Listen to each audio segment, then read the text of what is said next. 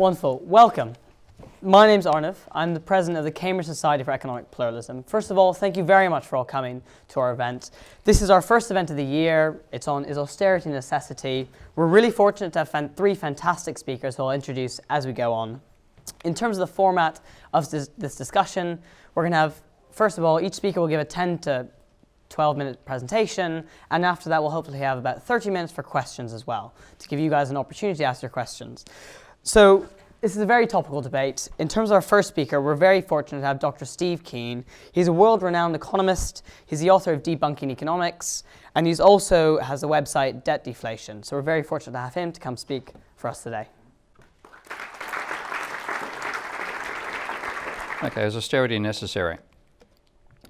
Well, this question is one that I think isn't just the politicians who believe this, but clearly most people in the public, I think, the mainstream economists and certainly politicians think that government should run a surplus. That's the orientation. We've just recently seen Corbyn move away from that today in terms of Osborne's pledge, but I think it's common that people believe that. And if you think about the 2015 election campaign, you can pretty much summarise as saying my surplus is bigger than your surplus. It is such an emphasis that a government should run a surplus. And that comes partially out of the economic advice they get as well. As Keynes argued a long time ago, and quite wisely, madmen in authority believe themselves free of any influence are normally the slaves of some defunct economist. Well, the defunct economist they're slaves to here is a guy called Robert Barrow. And one reason I suggest to my students that they don't rely on textbooks, they read the originals instead to see where these ideas actually come from, because you get an unsanitized view of what people think if you read the originals. You get a sanitized view if you rely upon textbooks. So here's Robert Barrow from 1989, and the paper that gave us this idea the government budget should be balanced over the long term, and in fact led to the idea of expansionary fiscal austerity that has died a rather unfortunate death in the last couple of years. But no, this is the proposal. He says the deficit finance cut in taxes today leads to higher future taxes. One must lead to the other. In fact, he says a cut in taxes today must be matched by a corresponding increase in the present value of future taxes. Now then suppose now, whenever you see an economist making an assumption, the best word to use is not suppose or assume, try the word pretend. Okay? That's better, I think, to show what's actually going to come your way. Pretend now that household demands for goods depends on expected future value, present value of taxes. So what you spend today isn't based on your desire to consume, it's based on what you think are going to be tax requirements in the future. So he said, therefore, starting from that little piece of pretending, the substitution of a budget deficit for current taxes has no impact on aggregate demand for goods. The reason being that a current budget deficit now leads to an offsetting increase in desired private saving. So government deficit means the private sector saves more, no change in aggregate demand by Keynes. That's the sort of logic that's going on there. Now, someone pointed out to Barrow before he wrote this paper that this is presuming people expect to be alive to pay those future taxes. And sometimes people do in fact die. One thing left out of economic theory. Well, his riposte to that was in this paper. And he said that what we can assume is that people put away money for their future children's children to pay those taxes, because a network of intergenerational transfers makes the typical person part of an extended family that goes on indefinitely. In other words, if taxes rise now and you rationally expect, if government spending rises now and you expect taxes to rise 2 centuries in the future, you will save for your great-great-great-great-grandchildren to pay those taxes. Now, there's only one question I want you to ask yourselves about this proposition, and that is, what was Barrow smoking? Okay? But that's the sort of thing that passes as logic in mainstream economics. And he says here, people effectively plan with an infinite horizon. Again, when you see an economist integrate over infinity, realise that there's something bizarre going on there. Infinity works in physics to some extent, but not in economics. Now, what he's arguing is that a government running a deficit today means more private saving today. So you have this idea of no change from a deficit. The deficit has no impact on the economy. And it's easy to show that's wrong by thinking in monetary terms. So what I want you to do is, I'm going to show you some rectangles, some drawings here, but I want you to do this mentally in your head as well. To draw a rectangle and divide that in 2 halves, calling one half the government and the other half the private sector. Now, if the government's going to run a surplus, in monetary terms, what that means is it has to tax private people, the private sector, more than it spends on the private sector, which means it's taking money out of bank accounts, private bank accounts using taxes, more than it's paying money back into those private bank accounts using taxes. So there's a monetary flow from the private sector to the government if the government runs a surplus. And that, let's just call that flow net gov. Therefore, the government running a surplus means an exactly corresponding, government running a surplus means an exactly equal private deficit. Okay? You're just looking at two sides of an accounting relationship. So putting it in a diagram, that's the basic idea. If there's going to be a surplus for the government, that means a deficit for the private sector. Okay? Now that alone, I think, is a surprise for most people to even realise that. Because again, economics has falsely taught us to think in non-monetary terms. Okay? And I want you to think totally in monetary terms now, because taxes are a monetary phenomenon. So is government spending, of course. Now, so this is already the opposite of what I think most people who argue for a surplus actually casually think is going on. They think private government saving will encourage private saving. No, as a matter of accounting, there's a transfer of money from the private sector to the government sector, exactly equal to the government surplus. Now, how's the private sector going to handle that? Well, you can either let its bank balances run down, or you can borrow money from the banks. So if you want to keep if the private sector attempts to keep the amount of money in its bank accounts constant, I'm not looking now at increasing the amount of money, I'll do that in a moment, that means they've got to borrow more money from the banks than they make back in repayments. So to keep the amount of money in private bank accounts constant, the private sector, if the government is running a surplus, the private sector has to borrow precisely that same amount of money from the banks. Let's call that net bank. Then what you've got now have to do is divide the private half of that rectangle in half again, call one half the banking sector and the other half the non-banking sector. And for the private non-banking sector, the public, to keep its money supply constant, it has to borrow exactly as much money from the banks as it's paying across to the government to run that surplus. Now, of course, if you do that, yes, your money supply remains constant. So how can you get a growing economy out of that? Well, the only way you can get a growing economy out of that is if the rate of circulation of existing money accelerates over time. Now, that'd be a nice little thing if that actually happened. Trouble is, it doesn't. When you take a look at the data, there's a fantastic database. If you haven't seen this yourselves yet, search for the FRED database of the St. Louis Federal Reserve. It's a brilliant database of not just American data, but a wide range of economic data, very easily accessed. And they have a thing there called MZM, which stands for money of zero maturity, one measure of the money stock. And looking at the rate of circulation of that, it rose from about 2 to about 3.5 from 1960 to 1980, but it's been downhill ever since, and it declines during recessions as well. So if you're going to rely upon accelerating turnover of money to give you growth, good luck, it's not going to happen.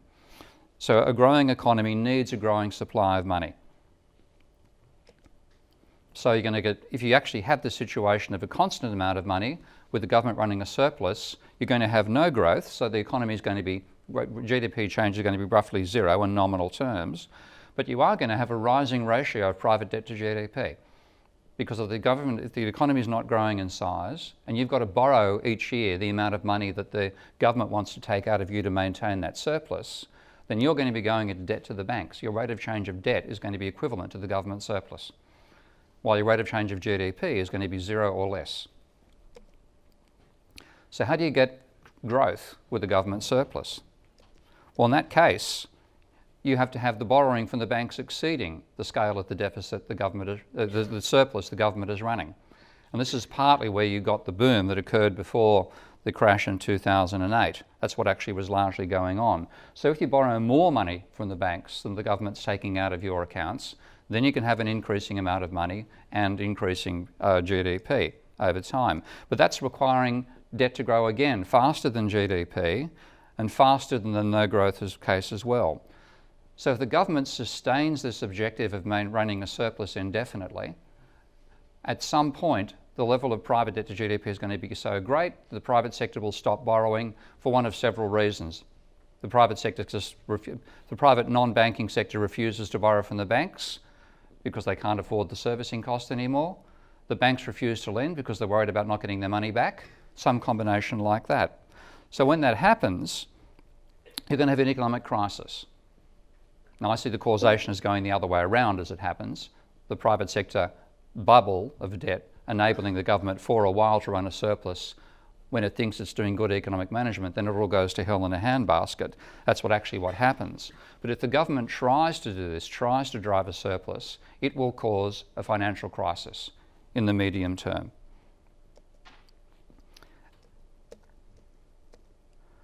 So if you have them both, if that actually happens, then the government continues to try to run a surplus, which is now, we're talking the situation of Greece, of course, being imposed to have continue running a surplus despite the private sector downturn, then you're going to have a contracting economy because the money supply will be falling. And of course, what happens in that situation, people slow down their spending. They have to.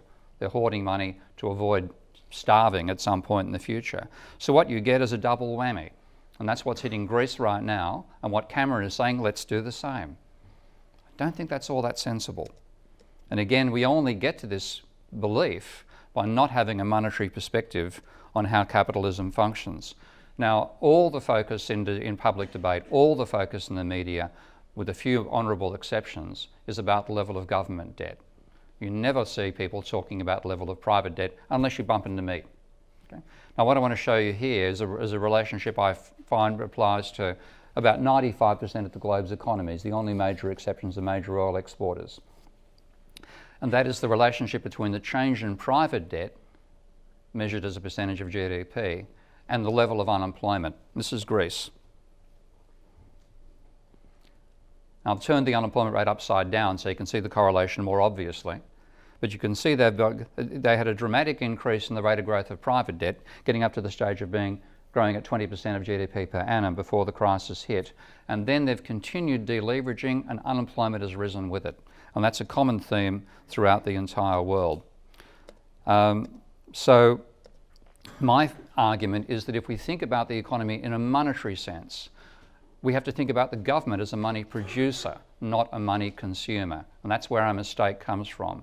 We think about the government as if it's like a household. You show me a household that has its own central bank, and I'll agree with you. Okay? It doesn't. But the governments are one of two ways we can create money in a domestic economy. The banks can lend more out in loans than they get back in repayments, or the government can run a deficit. And the government should run a deficit to enable the money supply to grow. Now, I'm the last person to argue the government does everything well. I was talking a while ago to my opponent here, I imagine, in this debate, about how I talk about bureaucracies as actually being bureaucrazies. They drive me balmy as a head of school. So governments do things badly, definitely. But I don't think the banks have done much better. What we need is a mix. We're in a mixed economy. We need both money producers to be doing the money production for us. Otherwise, we end up in huge crises. Now, we are in one. And again, because we don't focus upon the level of private debt, we don't actually normally see that crisis. But we are in the biggest global private debt bubble in human history. And I want to give you an idea of just how high those debt levels are. This is looking at the blue line is government debt, the one everybody worries about. The red line is American private debt. Bigger, as you can see, and the dynamics of government debt are actually driven by what's happening with the private sector debt level. So we now have the highest level of private debt in human history, and that applies not just in America, it's a global phenomenon. So looking at Japan, which is the first case we ever saw this happening, you can see their private debt hit 225% of GDP, then trended down, and from the point of its rate of growth slowing down, that's when government debt started to rise. Now, that hasn't remedied their situation. I don't see government debt as a panacea. I think you actually have to find a way of reducing the private debt. But that's what's been driving Japan's economic performance. Now, this is to give you an idea of the correlation. This is the same data as for Greece now, but with the unemployment the normal way around. And the correlation between change in private debt and the level of unemployment in Japan is minus 0.91 over the last half century. I'm not talking about a subtle piece of data here. It's a hammerhead. Now, if you look at the entire globe and say, what are we likely to face? Well, let's use Japan as a guide and say, We've now got ourselves into exactly the same trap Japan got itself into in 1990 by ignoring the role of private debt in the capitalist economy. So if we actually say we're going to see a similar path to Japan, that's the sort of path we can see for the level of total private debt in the future. And what that means in terms of credit demand in the economy is a complete drop in credit growth. Because again, now looking at a range of countries, including England here, you have this enormous level of credit-driven growth before the crisis hit, then a plunge in credit-driven growth after it, and this is Japan's credit-driven growth pushed forward 18 years. So we're likely to repeat the lost quarter century that Japan has been through. The one country with a rising level of private debt at the moment, of course, is China, and it's got out of the crisis by basically forcing private lending to go through the roof, as only China can do. That's now collapsing, so they're going to join us in that overall slump. But throughout, the mistake we're making is obsessing about the level of government debt when the real cause of the dynamics of capitalism and its crises is private debt. Thank you.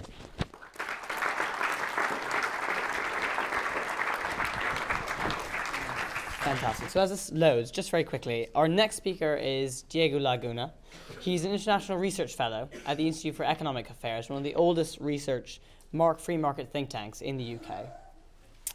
And he'll be presenting on a pro-austerity position. I must start by saying that I'm very pleased that already Steve and I agreed on something, which is our dislike of government bureaucracies. And it's not just that, we also, I think, both think that Japan is exemplary of things that are likely to happen in other developed countries in Europe and North America.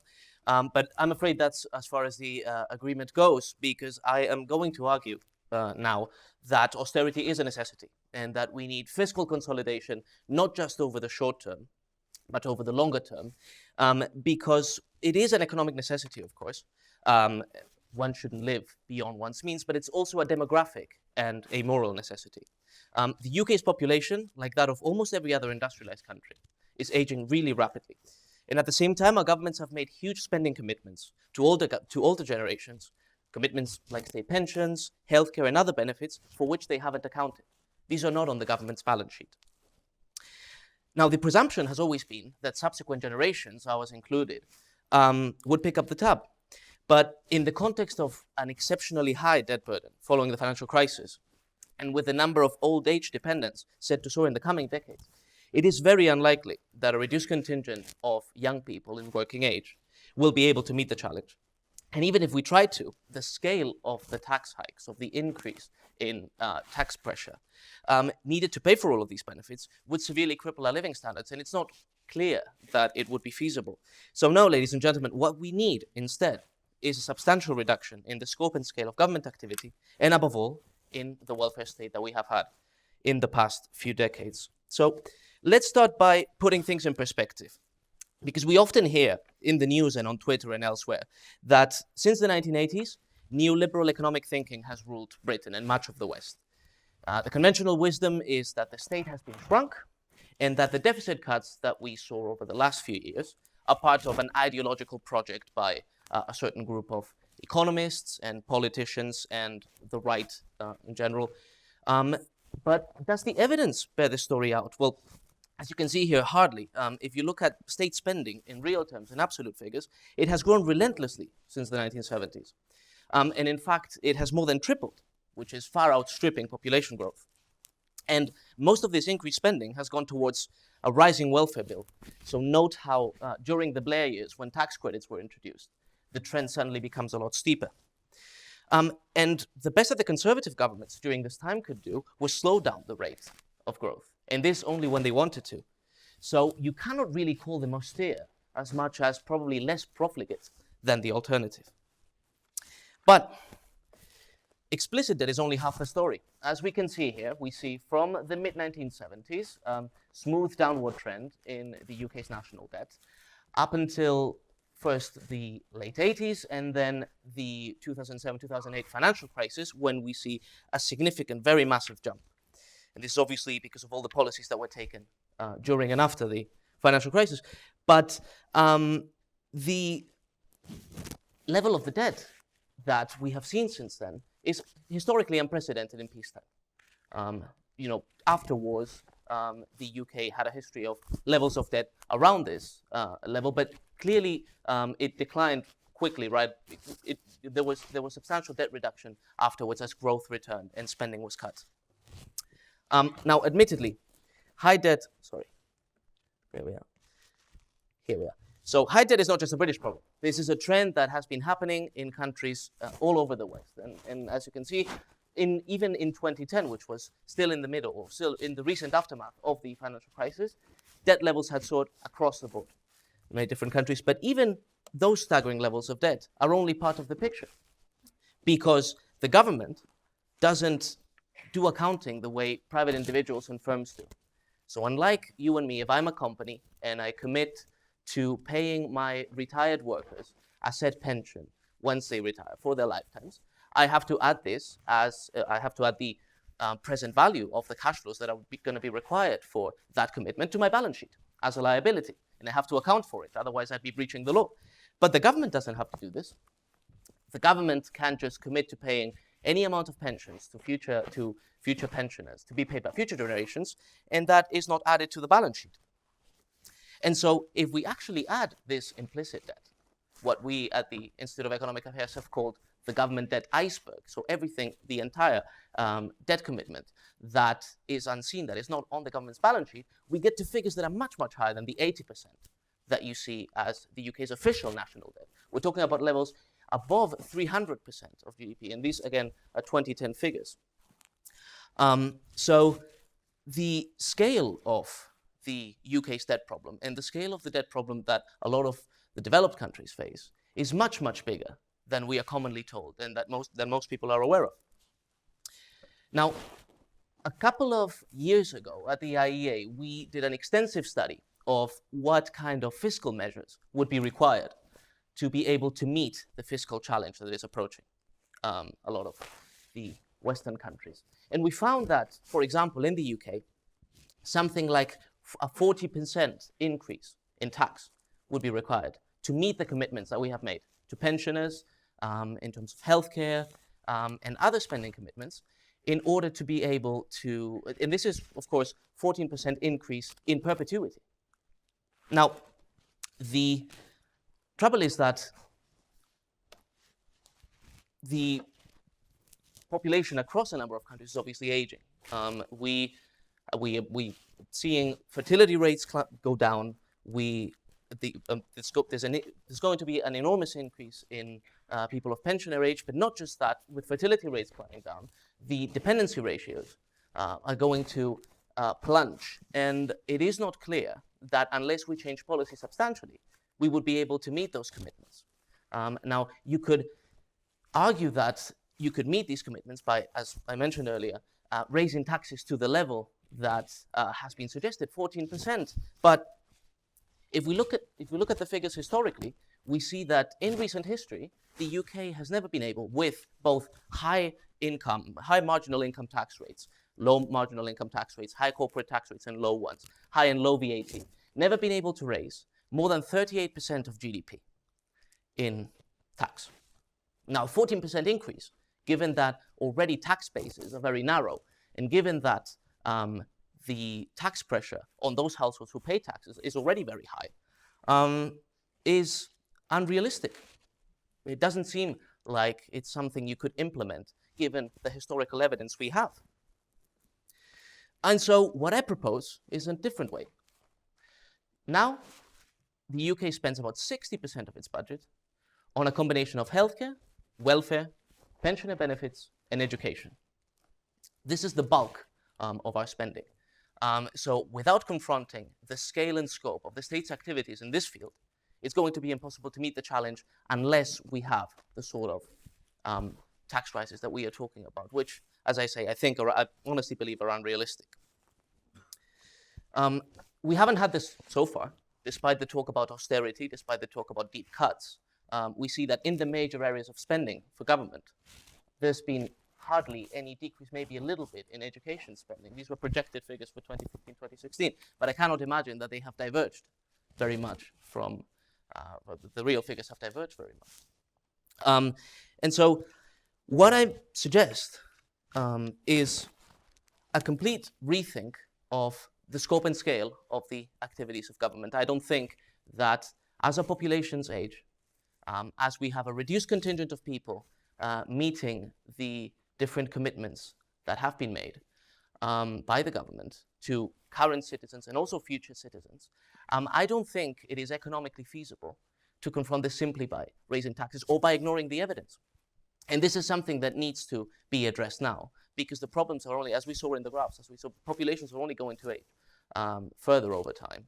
This has already been happening in Japan for quite a long time, and the demographic issues are a big part, I think, a big contributory factor to the economic weakness that we have seen in Japan for over 20 years now. But I think unless we reconsider what the state should do and what intergenerational duties the young have towards the old, I think it's going to be very difficult to sustain our finances over the long run. And this is why I believe that austerity understood as cuts in public spending, as shifting activity from the public sector to the private sector and to civil society, is going to be important in addressing this issue. So thank you very much. So now on to our last speaker before we open it up to questions. We have a fantastic speaker, Mark Gilbert. He's the Bloomberg View columnist and he's on the editorial board. He also is the author of Complicit, How Greed and Collusion Made the Credit Crisis Unstoppable, and finally was not only a student here at King's College, but also now sits on the King's College Investment Committee, and so offers a really interesting perspective as well.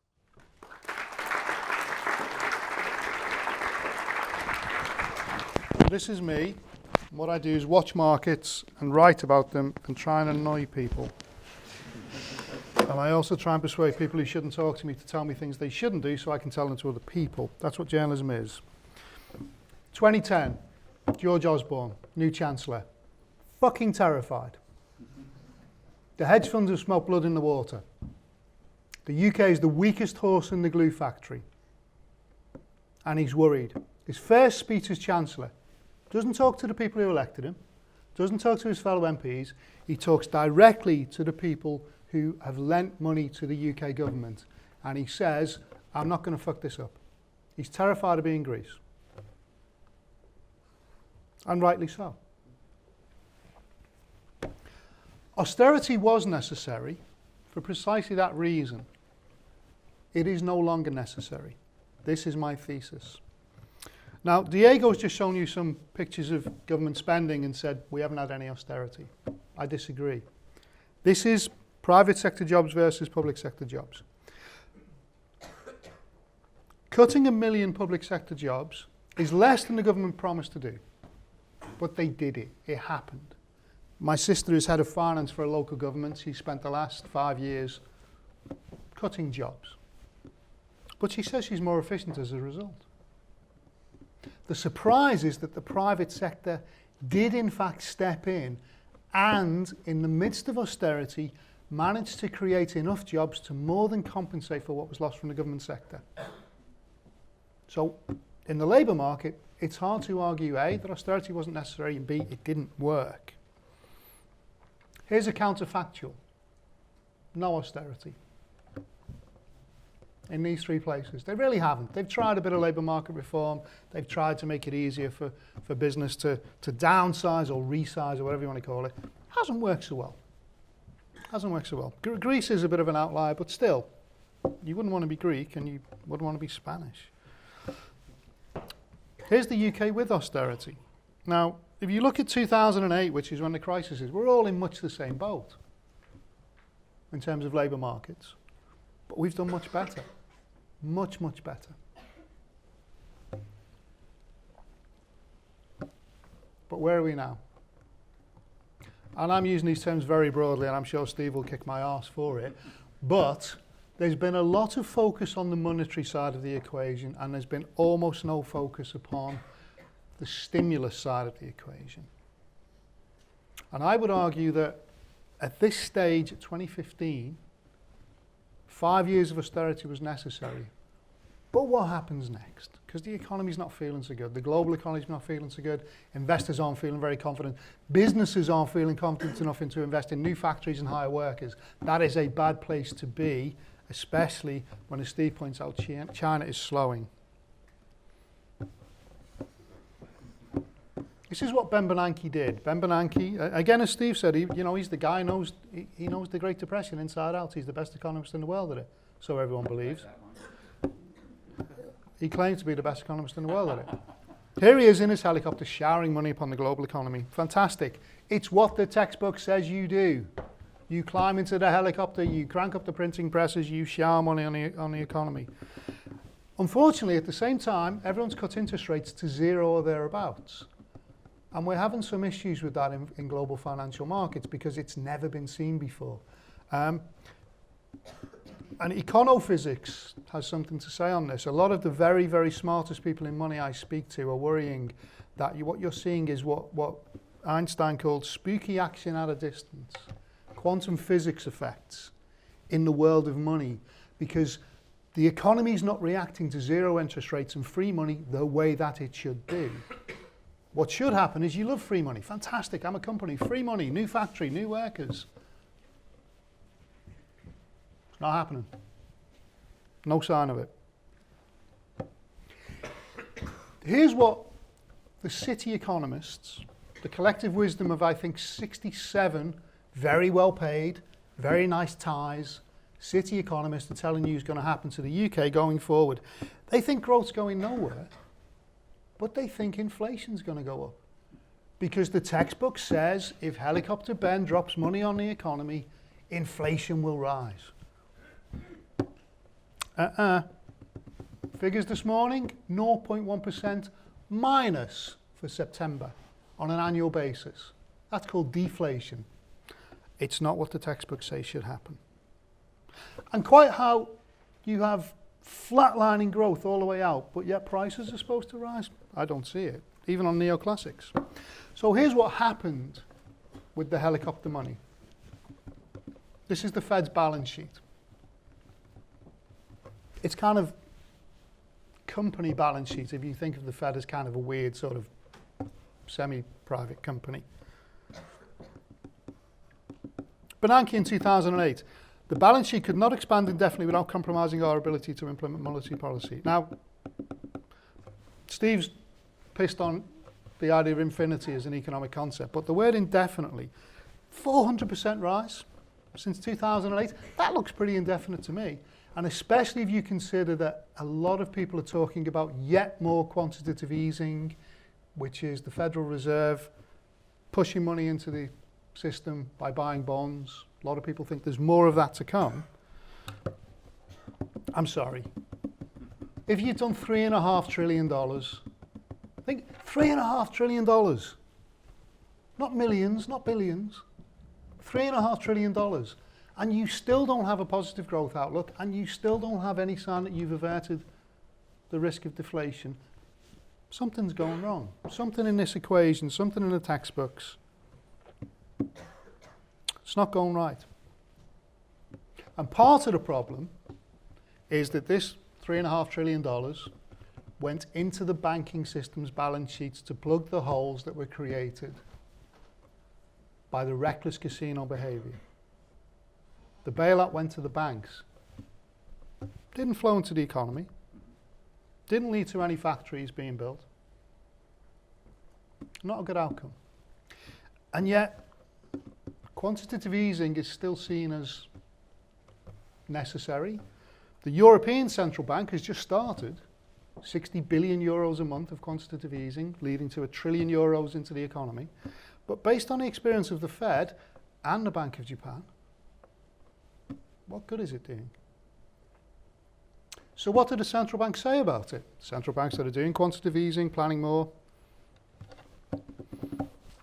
Look at the inflation outlooks. 3 very technical market measures in a sense. The 1-year inflation swap, there's a market where you can basically hedge yourself against inflation if you're a pension fund. German 2-year yields, which is what Germany pays to borrow money for 2 years. And the US 1 year break even, which is in the inflation-linked bond market, how much compensation do I demand to lend to Uncle Sam versus what I think inflation is going to do to my future payments? Negative 2%. No one thinks there's going to be any inflation.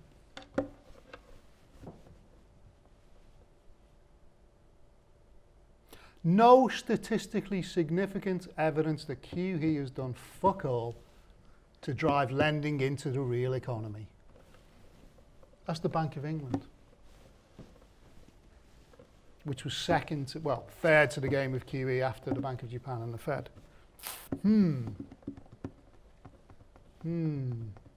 You're the Federal Reserve reading this paper. You going to do QE4? You going to go again? One more roll of the dice? Don't think so. So what will Keynes do? And again, I'm using Keynes in a very, very broad sense, which Steve probably wouldn't approve of. And possibly in the misunderstood sense from people who haven't read his native texts. But I think that's okay.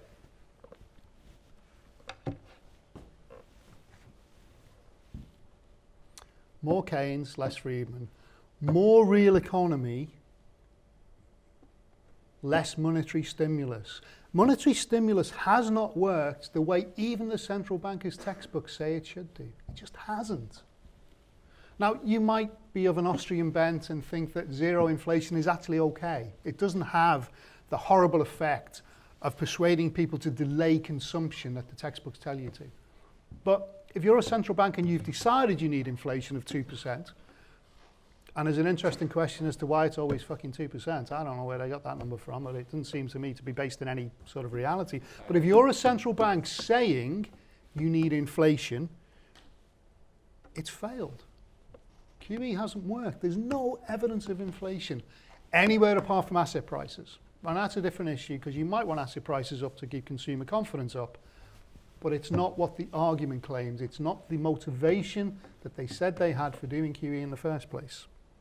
So I think it's time for something different. I think you have to start thinking about the fiscal side of the equation, and I think it's time for less austerity and more government spending. And I'll tell you the weird thing that I'm gonna end on. So Standard & Poor's, a rating agency. Now, rating agencies is discredited because they've turned out to be fairly crap at identifying what a AAA rated anything is. But this is a fairly good study, and it claims there's a multiplier effect. So the UK is very good at this. For every pound you spend, you get 2.4 pounds of increased GDP on a 3-year basis. Every pound you spend is worth 2.4 pounds on a GDP basis going forward 3 years. Do you believe that? I think I do. Checking. And here's the surprise. We have a Tory government majority which is starting to believe in infrastructure spending. You look at all the things it's doing. It has created an infrastructure committee headed by a Labour peer.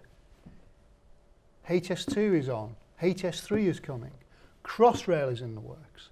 The Northern Powerhouse is basically based upon central government giving money to local authorities to invest in infrastructure. So not only do I think austerity was necessary and is no longer necessary, I firmly believe this government is of the same bent, and what we will see going forward is fiscal stimulus. Thanks for your time.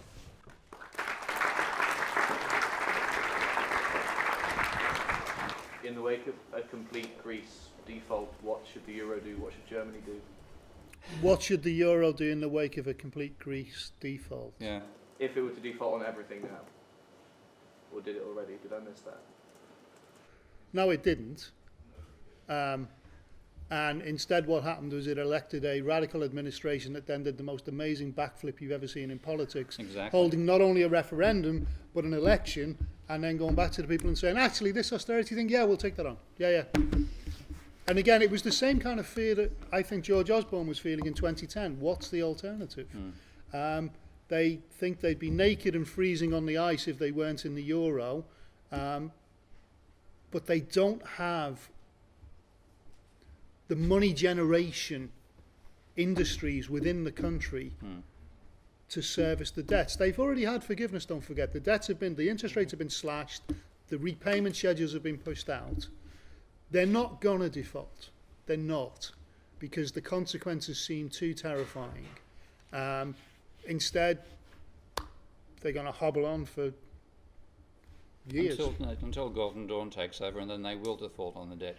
I hate to say that this is Germany doesn't realise where Hitler came from, and Hitler fought against the austerity program, wrote off Germany's debts, and that gave an enormous stimulus to the economy, because a far more productive economy than Greece. But that huge drop in Greek unemployment after the austerity that had been imposed by agreeing to repay the massive debts they accumulated largely to American lenders, writing that debt off, buying the debt back at a bargain price later, of course, as well, which they did.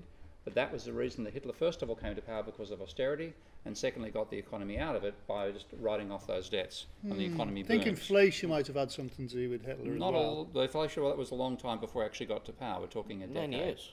But Even 6 years. he definitely, the same dynamic is working out here, and that's what horrified me about seeing the way Schäuble was letting these negotiations go.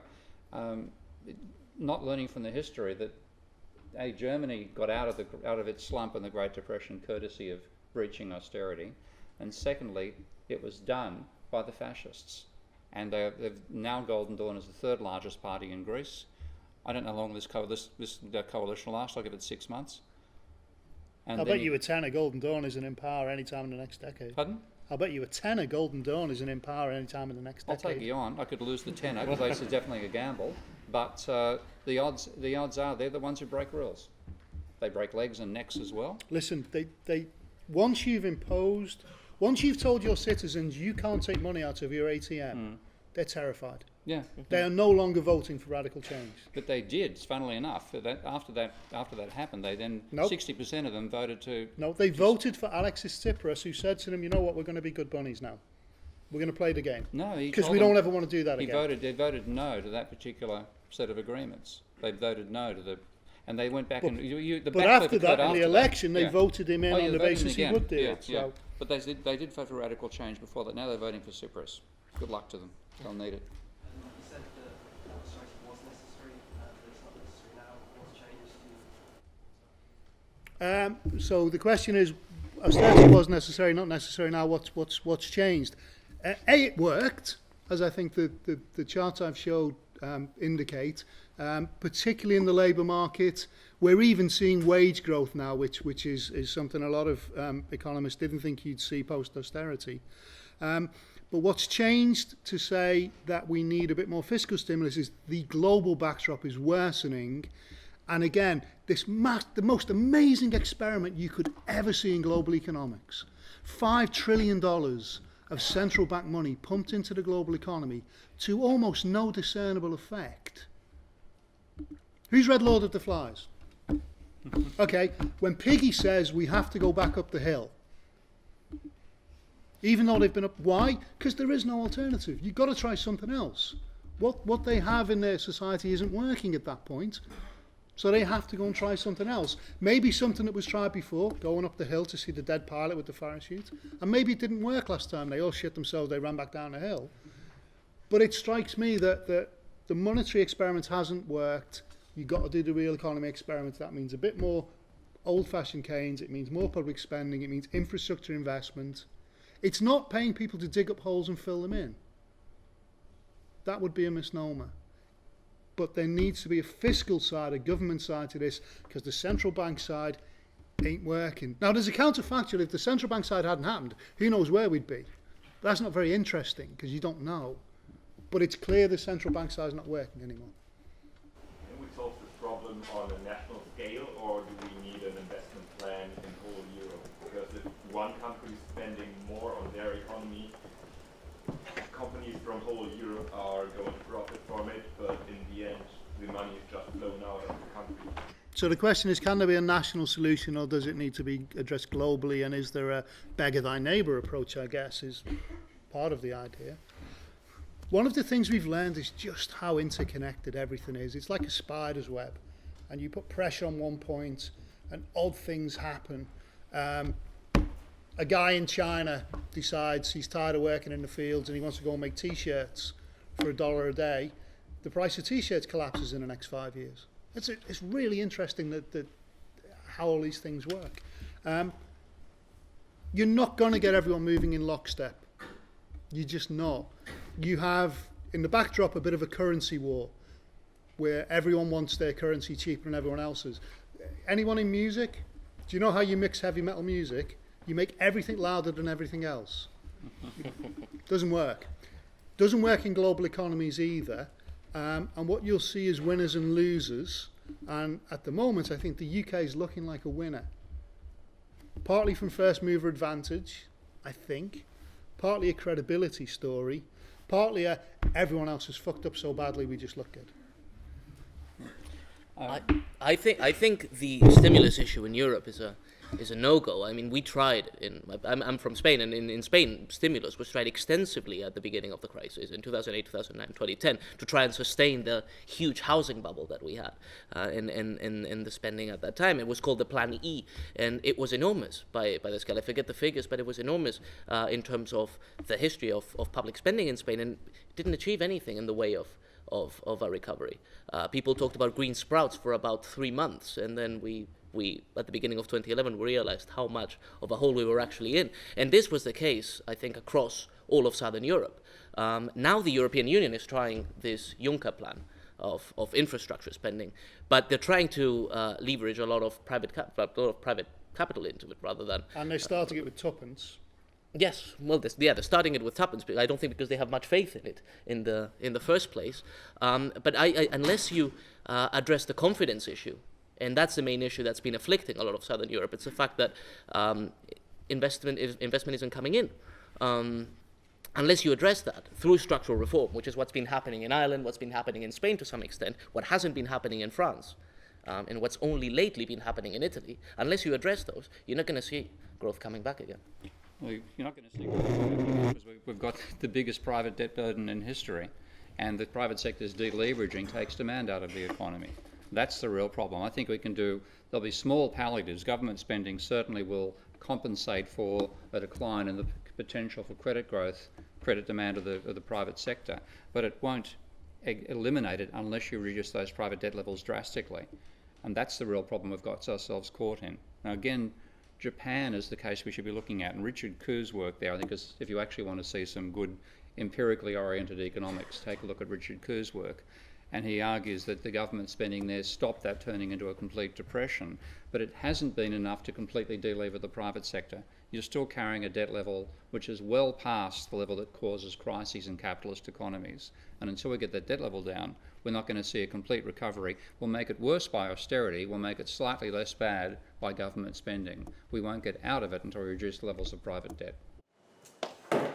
You mentioned how the private sector was able to radically kind of balance the labour market in terms of the amount of jobs we lost in the public sector, gaining jobs in the private sector. But an often cited figure is that a lot of those new contracts were 0 hours contracts, which leave people significantly worse off than they were before. I was wondering if you had any. It's the phrase "a lot." Right. That's a problem. There are maybe 3 employers in the UK of any size, including Sports Direct, who have that abysmal, terrible practice on their books. Yeah, sure. A chunk of those 3 million jobs, they're not the hours people want to work. They're not as well paid as they might be, but they're jobs and they're compensatory in that sense. And, you know, the labour market is... You can't be confident about the outlook unless you've got a job. Even a shit job is better than no job. And I found it quite surprising. I didn't believe Osborne. Osborne said in that 2010 speech, and the private sector will step up. I didn't believe him. But the numbers show that that's exactly what happened. Now, why? Partly a confidence thing. Employees trusted that the government was going to be a good steward of the economy.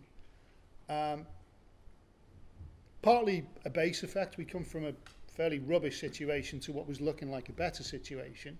And things had stopped blowing up. No more Lehman's went bust. There was no more lines outside Northern Rock. But it did its bit. It definitely did. Now, you're right. The quality of those jobs, not as good as you would hope, not as good as you would hope going forward. But they were there nevertheless. So do you think that's a sustainable solution, or do you think that's going to change? Jobs get better. As the economy improves, you'll see there's less appetite for 0 hours contracts. There's less appetite for hiring part-time workers.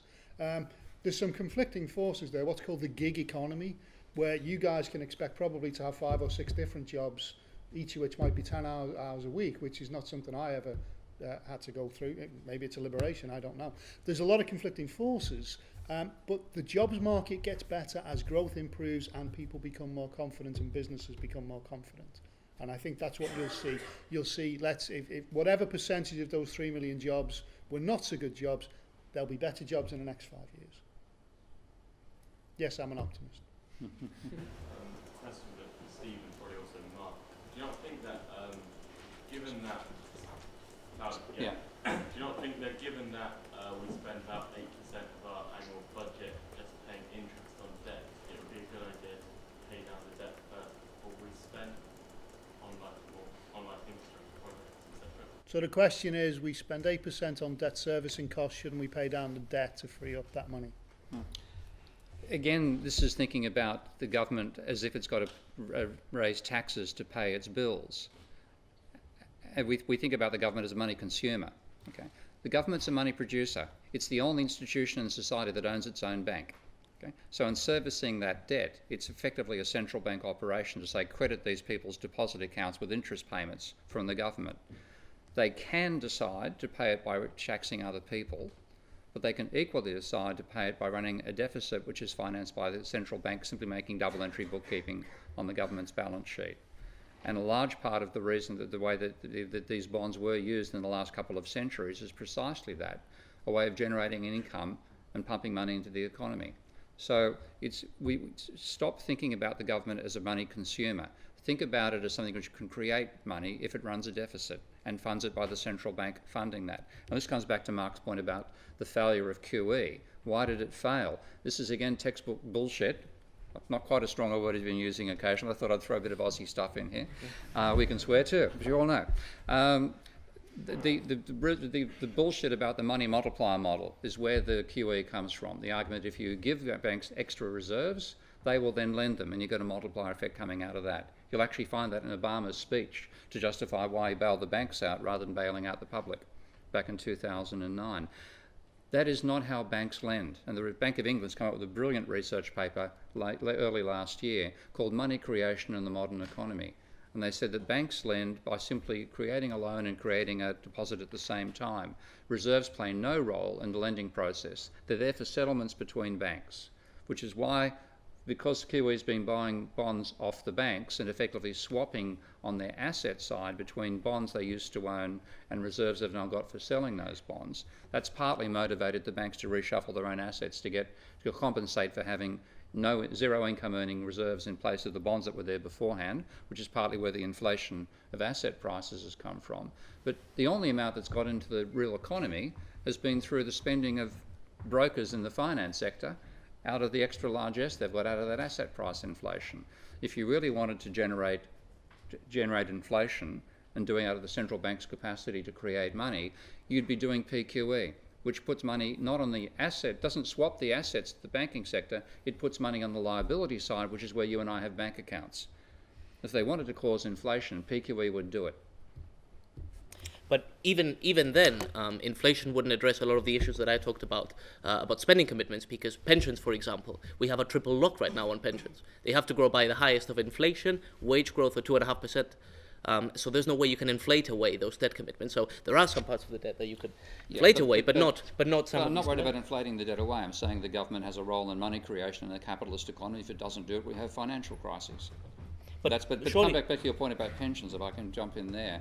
Yeah. It isn't a question of the amount of money we've put away aside now to pay pensions in 30 years' time that matters. It's whether the economy is going to be productive enough in 30 years' time to turn that pension into milk and whatever else for the pensioners. So it's completely wrong to focus upon the monetary commitments. What matters is how productive is your economy going to be when that ageing population is making a larger and larger call on the productive capacity you currently have. Now, by actually undermining our productive capacity, which is what austerity in fact ends up doing, you're going to have less capacity to service those pensions in the future with the real goods that those pensioners are actually interested in consuming. What we should be trying to do is to industrialise, to have robots to replace human labour, and make ourselves more productive over time so we can handle that ageing population, which we have seen coming for 40 years. And we haven't done that. But one reason why Japan has actually been moderately successful in its slump is it has dramatically industrialised with robotics in its production capability, so it can handle that ageing population relatively comfortably. That's what we should be focusing upon, the pension problem, not reducing the amount we pay to pensions. You know, this highlights one of the flaws of the euro. Greece hasn't got its own printing press. Not really. Yes, it owns a printing press, but it doesn't have the control over how many euros it pumps out. Exactly. And neither does any other euro country. So there's a tension there. There's a possibly unresolvable tension. I think the only way out of the euro's got to be busted. I'm just waiting on which right-wing leader's going to do it. But surely it isn't just a matter of controlling your central bank, because then Zimbabwe would be rich, then Venezuela would be rich. If it's all a matter of the government being able to tell the central bank what to do, then all of these countries would be enormously wealthy. So that just hasn't happened. So there has to be something else. Mugabe just didn't tell the central bank to print money. He also told the white farmers to leave their farms and hand it over to black farmers who didn't have the capability to manage the farms, and he destroyed the productive capability, and he tried to paper over it. The two major times you have massive, and actually virtually every time major hyperinflation occurs, is with the destruction in productive assets at the same time under a megalomaniac. And that's what we certainly had in Zimbabwe. How about Venezuela? How about Similar Weimar Germany? I'm not going to... Weimar Germany, again, that was the reparation terms, and Keynes told us what was going to happen there. I do recommend you read the economic consequences of the peace, a rather short pamphlet by Keynes that explains he expects the reparation terms to fail and to cause the Second World War. Who, by the way, was running away from those meetings and then trading on the currency markets like a madman every week, because I've seen the ledgers, and he lost his shirt. Did he? Yeah. I saw actually Hayek arguing that he lost his money in doing what he's supposed to be an expert at and made his money in commodity speculation. It's absolutely true. Yeah. Just a couple of points. Several of the speakers. And speak up, please. And keeping them brief. Okay. And a question would be good. The speakers have said, I think very wisely, have a look at the original papers. When I was doing my economics degree, we had Icelandic banks paying economists to say how wonderful the Icelandic banking system was. That's not true. One of the... No economist would take that money to say how good the Icelandic banks are. It was revealed in the Inside Story documentary. You can't pay economists to say you're good. It doesn't work. But moving moving on well, the first place of being is the papers that are published always question who's funding the institution of the organisation. And then really my question to all of the panellists is, there's a gap between economics and politics, and with all of the policies that people are coming up with, to what extent would, whether it's people in this room or yourselves, be willing to stand at the ballot box to make the case for the policies that you're advocating? I think the question is, would we stand for public office to implement the policies that we think are right and to see if people would back us? Okay. That's, Okay. Yeah. Steve, you go ahead. One of my best friends did that recently, of course, and didn't work out too well because he found himself in the dirty world of politics, and he said he would go through working out this is Giannis, of course, would work out a detailed argument, go and present it to the other finance ministers, finish speaking, and he said he might as well have sung the Swedish national anthem in Swedish. They completely ignored what he said and then went on to the next set of terms in the agreement they were trying to force down his throat. I'm not about to walk into that world, but I'm quite happy to snipe from the sides, which is what I'm doing as much as I can, and try to undermine this naive belief that the public has, and a lot of economists have, in the government having to run a surplus, which is a stupid idea. So it's really a case of trying to educate politicians, educate the public, and get them to think fundamentally about the economy as a monetary system. And this is one thing which your education completely fails to do that, which is where you can learn to lead to myths like Barrow's nonsense about Ricardian equivalence and so on. And until we start having a monetary, non-equilibrium understanding of the economy, we're going to continue stuffing it up. And the trouble is a lot of the politicians go through PPE, and that's the sort of level of sophistication that they're thinking, and those crap ideas in textbooks become economic policy. Diego, you didn't study PPE, did you? I did not know. But my thinking in this is that, I mean, obviously politics has fundamental implications for the issues that I raised. It's the young people are much more disenfranchised. Pensioners vote a lot, so it's obviously very convenient for the Conservative government to promise pensioners as much as it can and even more to be paid for by the people who don't vote, and hopefully also the people who are not even born yet, who can't even protest what is going on.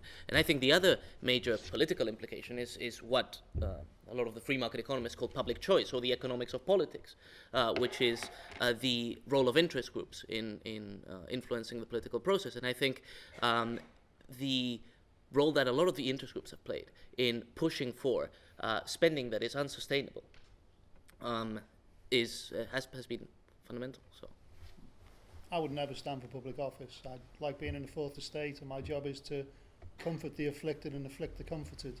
And afflicting the comforted is much more fun than wearing a tie and being a politician. Fantastic. So I think we can all give us, the speakers, a big round of applause. thank you. Thanks.